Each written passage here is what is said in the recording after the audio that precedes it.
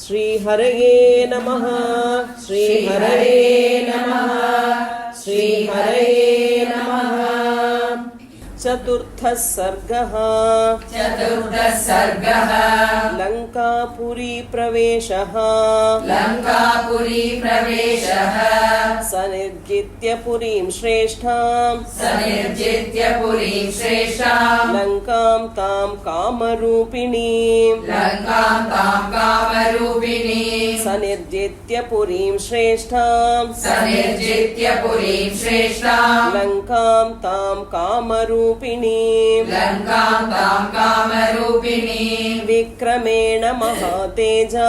विक्रमेण महातेजा हनुमान् कपिसत्तमः विक्रमेण महातेजा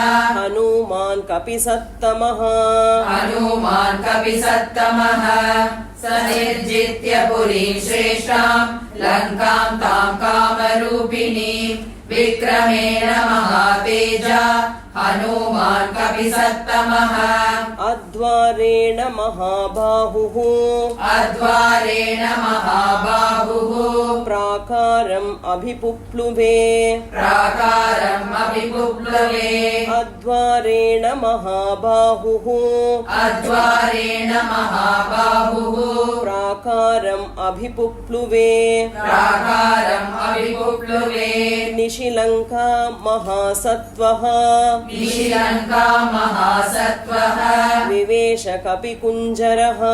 विवेश कपिकुञ्जरः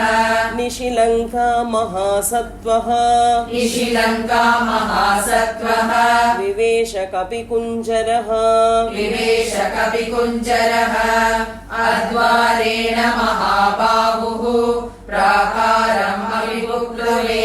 निशिलंका महासत्त्वः विवेश कपिकुञ्जरः प्रविश्य नगरीं लंकां कपिराजहितङ्करः प्रविश्य नगरीं लंकां कपिराजहितङ्करः चक्रेथ पादं सव्यं च शत्रूणां सतुमूर्धनि चक्रेथ पादं सव्यं च शत्रूणां सतुमूर्धनि प्रविश्य नगरीं लंकां कपिराजहितङ्करः चक्रेदपादं सव्यं च शत्रूणां सतुमूर्धनि प्रविष्टसत्त्वसम्पन्नः निशायां मारुतात्मजः प्रविष्टसत्त्वसम्पन्नः निशायां मारुतात्मजः स महापथमास्थाय मुक्तपुष्पविराजितं स महापथमास्थाय मुक्तपुष्पविराजितं प्रविष्ट सत्त्वसम्पन्नः निशायां मारुतात्मजः स महापदमास्ताय मुक्तपुष्पविराजितम् ततस्तु तां पुरीं लंकां रम्याम् अभिययौ कपिः ततस्तु तां पुरीं लंकां रम्याम् अभिययौ कपिः हसितोत्कृष्टनिनदैः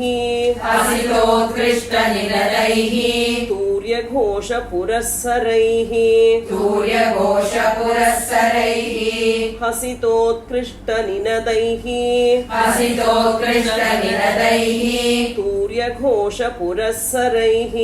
तूर्यघोषपुरस्सरैः ततस्तु तां पुरीं लंकां रम्याम् अभिययौ कपिः हसितोत्कृष्टनिनदैः तूर्यघोषपुरःसरैः वज्राङ्कुशनिकाशैश्च वज्राङ्कुशनिकाशैश्च वज्रजालविभूषितैः वज्रजालविभूषितैः वज्राङ्कुशनिकाशैश्च वज्राङ्कुशनिकाशैश्च वज्रजालविभूषितैः वज्रजालविभूषितैः गृहमुख्यै पुरीरम्या गृहमुख्यै पुरीरम्या बभासे द्यौरिवाम्बुधैः बभासे गौरिवाम्बुदैः गृहमुख्यै पुरीरम्या गृहमुख्यै पुरीरम्या बभासे द्यौरिवाम्बुधैः बभासे गौरिवाम्बुदैः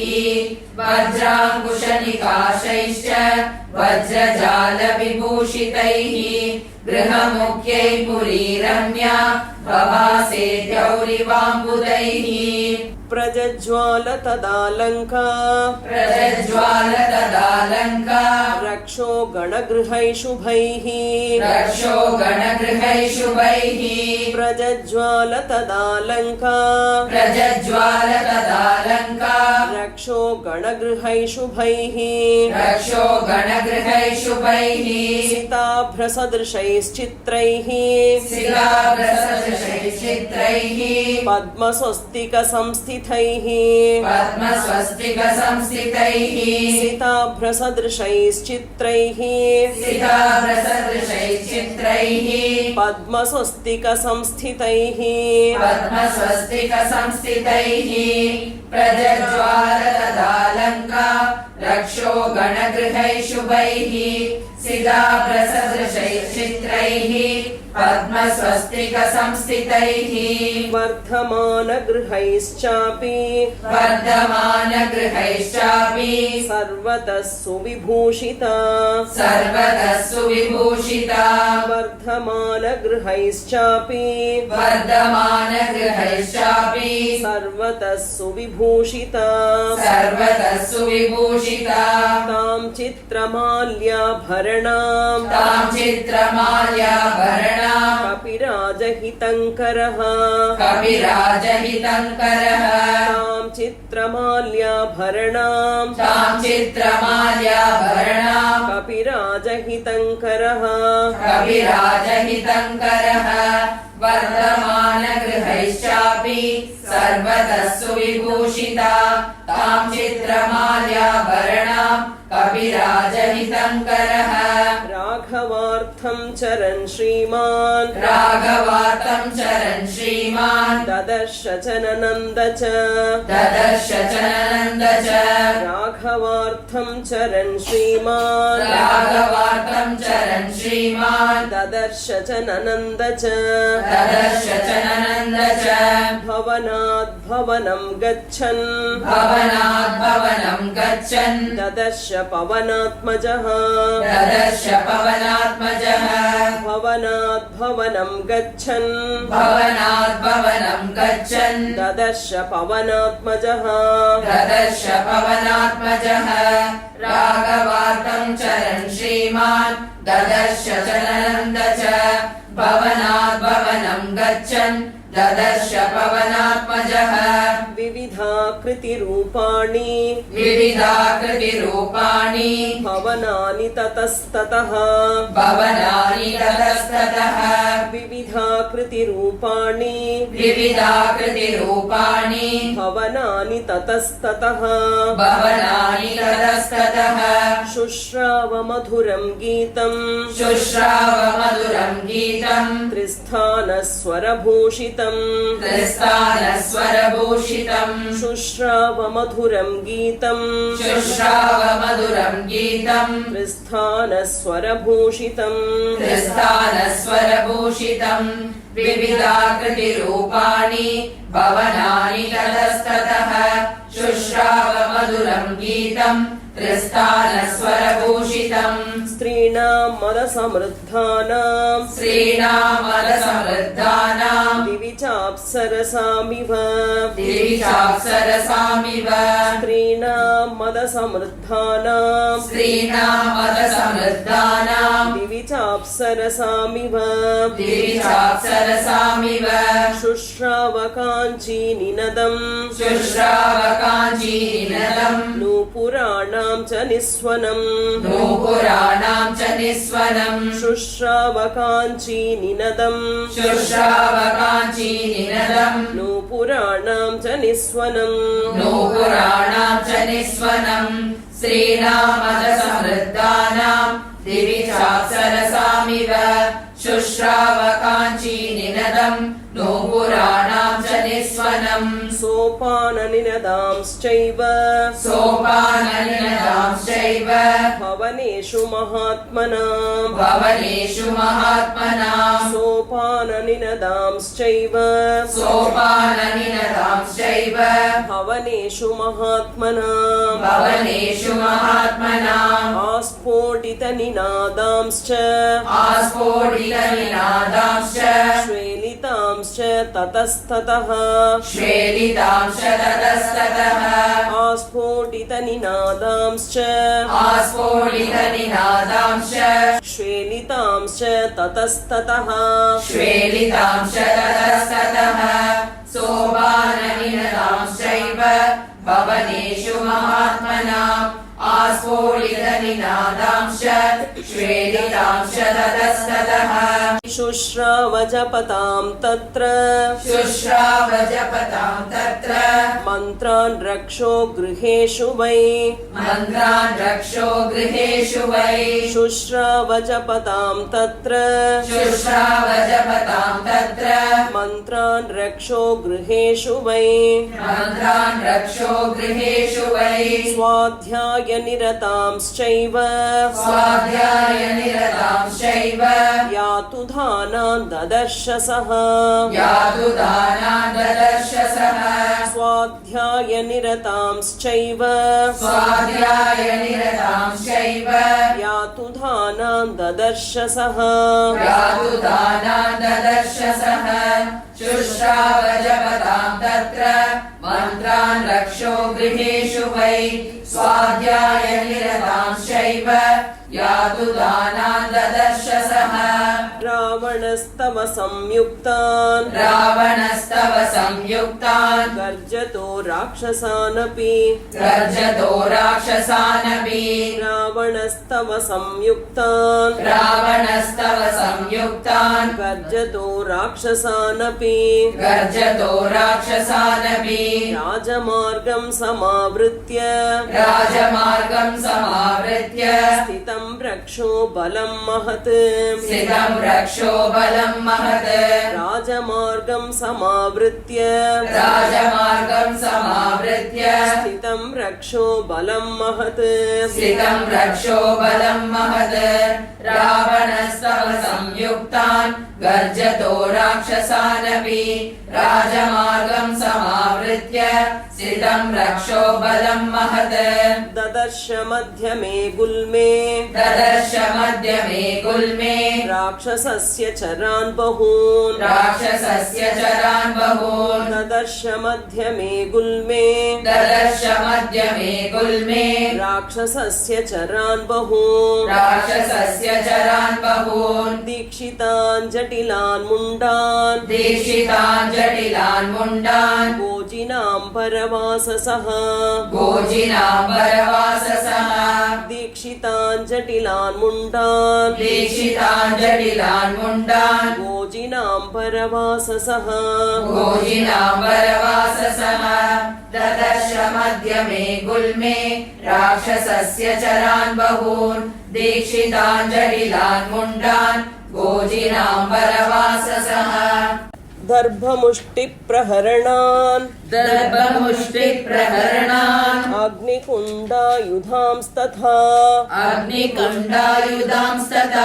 दर्भमुष्टिप्रहरणान् दर्भमुष्टिप्रहरणान् अग्निकुण्डायुधांस्तथा अग्निकुण्डायुधांस्तथा कूटमुद्गरपाणींश्च कूटमुद्गरपाणींश्च दण्डायुधधरानपि दण्डायुधधरानपि कूटमुद्गरपाणींश्च कूटमुद्गरपाणींश्च दण्डायुधधरानपि दण्डायुधधरानपि दर्भमुष्टिप्रहरणान् अग्निकुण्डायुधांस्तथा कूटमुद्गरपाणींश्च दण्डायुधधरानपि एकाक्षानेककर्णांश्च एकाक्षानेककर्णांश्च लम्बोदरपयोधरान् लम्बोदरपयोधरान् एकाक्षानेककर्णांश्च एकाक्षानेककर्णांश्च लम्बोदरपयोधरान् लम्बोदरपयोधरान् करालान् भुग्नवक्त्रांश्च करालान् भुग्नवक्त्रांश्च विकटान् वामनांस्तथा विकटान् वामनांस्तथा करालान् भुग्नवक्त्रांश्च करालान् भुग्नवक्त्रांश्च विकटान् वामनांस्तथा विकटान् वामनांस्तथा एकाक्षानेककर्णांश्च लम्बोदरपयोधरान् करालान् भुग्नवक्त्रांश्च विकटान् वामनांस्तथा धन्विनः खड्गिनश्चैव धन्विनः खड्गिनश्चैव शतघ्निमुसलायुधान् शतघ्निमुसलायुधान् धन्विनः खड्गिनश्चैव धन्विनः खड्गिनश्चैव शतघ्निमुसलायुधान् शतघ्निमुसलायुधान् परिघोत्तमहस्तांश्च परिघोत्तमहस्तांश्च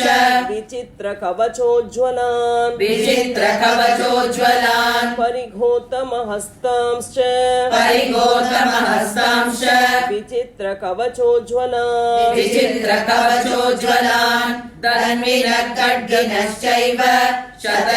शतघ्निमुसलायुधान् परिघोत्तमहस्तांश्च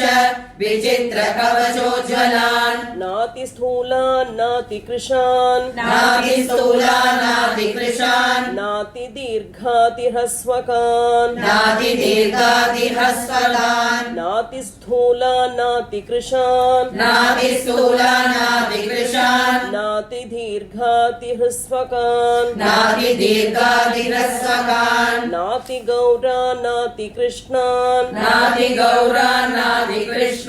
नातिकुब्जान्न वामनान् नातिकुब्जान्न वामनान् नातिगौरान् नातिकृष्णान् नातिगौरान् नातिकृष्णान् नातिकुब्जान्न वामनान् नातिकुब्जान्न वामनान् नातिस्थूलान् नातिकृशान् नातिदीर्घातिह्रस्वकान् नातिगौरान् नातिकृष्णान् नातिकुब्जान्न वामनान् विरूपान् बहुरूपांश्च विरूपान् बहुरूपांश्च सुरूपांश्च सुवर्चसः सुरूपांश्च सुवर्चसः विरूपान् बहुरूपांश्च विरूपान् बहुरूपांश्च सुरूपांश्च सुवर्चसः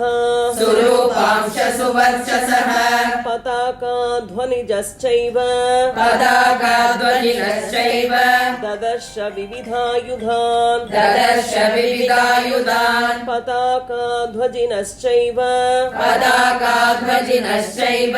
ददर्श विविधायुधान् ददर्श विविधायुधान् विरूपान् बहुरूपांश्च सुरूपांश्च सुवर्चसः पताकाध्वजिनश्चैव ददर्श विविधायुधान् शक्तिवृक्षायुधांश्चैव शक्तिवृक्षायुधांश्चैव पट्टिशाशनिधारिणः पट्टिशाशनिधारिणः शक्तिवृक्षायुधांश्चैव शक्तिवृक्षायुधांश्चैव पट्टिशाशनिधारिणः पट्टिशाशनिधारिणः क्षेपणीपाशहस्तांश्च क्षेपणीपाशहस्तांश्च ददर्श स महाकपिः ददर्श स महाकविः क्षेपणीपाशहस्तांश्च क्षेपणीपाशहस्तांश्च ददर्श स महाकपिः ददर्श स महाकविः शक्तिवृक्षायुधांश्चैव पट्टिशासनिधारिणः क्षेपणीपाशहस्तांश्च ददर्श स महाकविः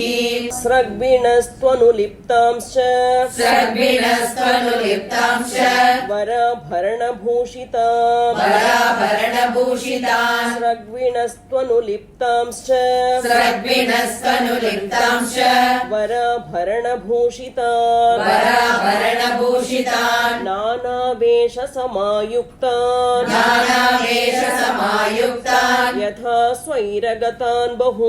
यथा स्वैरगतान् बहून् नानावेशसमायुक्तान् नानावेशसमायुक्तान् यथा स्वैरगतान् बहून् यथा स्वैरगतान् बहून् स्रग्विणस्तनुलिप्तांश्च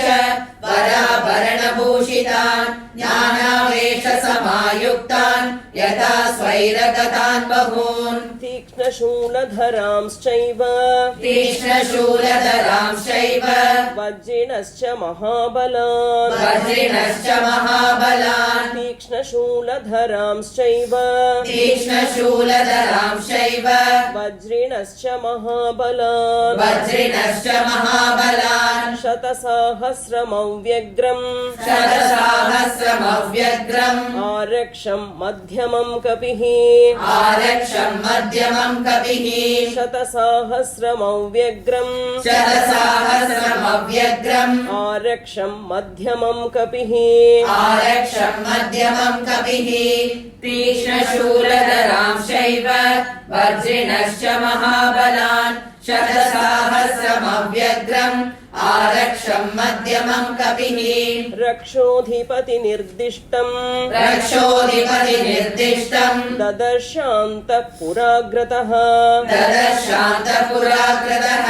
रक्षोऽधिपतिनिर्दिष्टम् रक्षोऽधिपतिनिर्दिष्टम् ददर्शान्तःपुराग्रतः ददर्शान्तपुराकृतः स तदा तद्गृहम् दृष्ट्वा सतता तद्गृहम् दृष्ट्वा महाहाटकतोरणम् महाहाटकतोरणम् स तदा तद्गृहम् दृष्ट्वा सतता तद्गृहम् दृष्ट्वा महाहाटकतोरणम् महाहाटकतोरणम् रक्षोऽधिपतिनिर्दिष्टम् ददर्शान्तपुराकृतः सतता तद्गृहम् दृष्ट्वा महाहाटकतोरणम् राक्षसेन्द्रस्य विख्यातम् राक्षसेन्द्रस्य विख्यातम् अद्रिमूर्ध्नि प्रतिष्ठितम् अद्रिमूर्तिप्रतिष्ठितम् राक्षसेन्द्रस्य विख्यातम् राक्षसेन्द्रस्य विख्यातम् अद्रिमूर्ध्नि प्रतिष्ठितम् अद्रिमूर्तिप्रतिष्ठितम् पुण्डरीकावतंसाभिः पुण्डरीकावतंसाभिः परिकाभिः समावृतम् परिकाभिः समावृतम् पुण्डरीकावतंसाभिः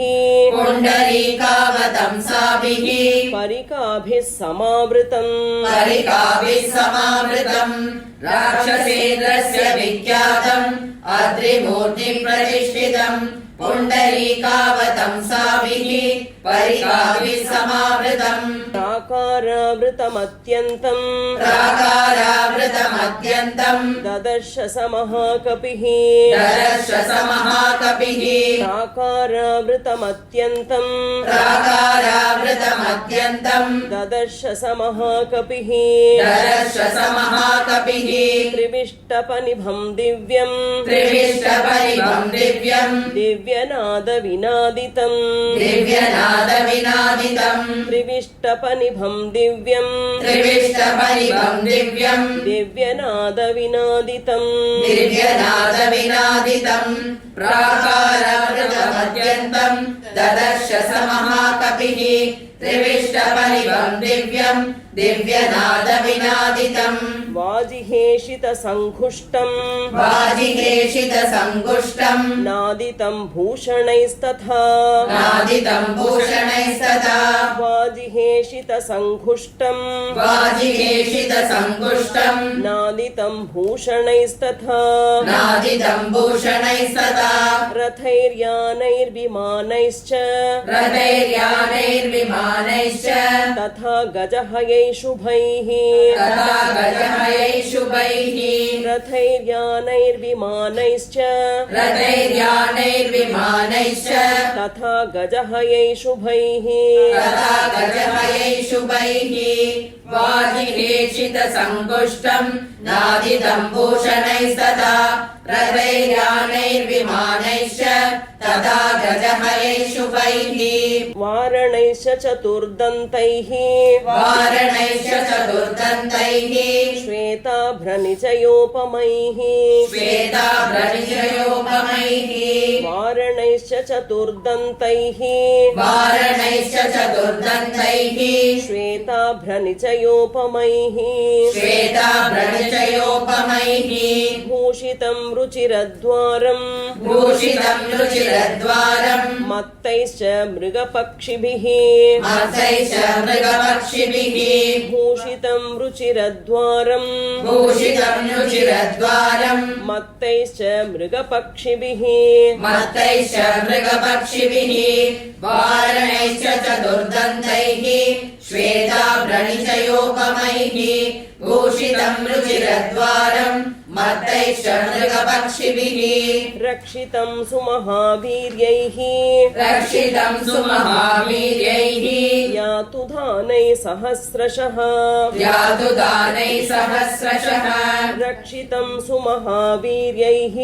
रक्षितं सुमहावीर्यैः यातु दानैः सहस्रशः यातु दानैः सहस्रशः राक्षसाधिपतैर्गुप्तम् राक्षसाधिपतेर्गुप्तम् आविवेश गृहं कपिः आविवेश गृहं कपिः राक्षसाधिपतेर्गुप्तम् राक्षसाधिपतेर्गुप्तम् आविवेश गृहं कपिः आविवेश गृहं कपिः रक्षितं सुमहावीर्यैः यातु दानैः सहस्रशः राक्षसाधिपतेर्गुप्तम् आविवेश गृहं कपिः स हेमजाम्बूनदचक्रवालम् सहेमजाम्बूनदचक्रवालम् महार्हमुक्तमणिभूषितान्तम् महारमुक्तामणिभूषितान्तम् स हेमजाम्बूनदचक्रवालम् सहेमजाम्बूनदचक्रवालम् महार्हमुक्तमणिभूषितान्तम् महारमुक्तामणिभूषितान्तम् पराध्यकालागरुचन्दनाक्तम् पराध्यकालागरुचन्दनाक्तम् सरावणान्तःपुरमाविवेश सरावणान्तःपुरमाविवेश पराध्यकालागरुचन्दनाक्तम् पराध्यकालागरुचन्दनाक्तम् सरावणान्तःपुरमाविवेश सरावणान्तःपुरमाविवेश सहेमजाम्बूनदचक्रवालम् महारमुक्तामणिभूषितान्तम् पराध्यकालागरुचन्दनाक्तम् सरावणान्तःपुरमाविवेश इत्यार्षे श्रीमद् रामायणे श्रीमद् रामायणे वाल्मीकिये आदिकाव्ये चतुर्विंशतिसहस्रिकायां संहितायां सुन्दरकाण्डे लङ्कापुरी प्रवेशो नाम चतुर्थः सर्गः श्रीहरये नमः श्रीहरये नमः श्रीहरये नमः जानकीकान्तस्मरणम् जय जय राम राम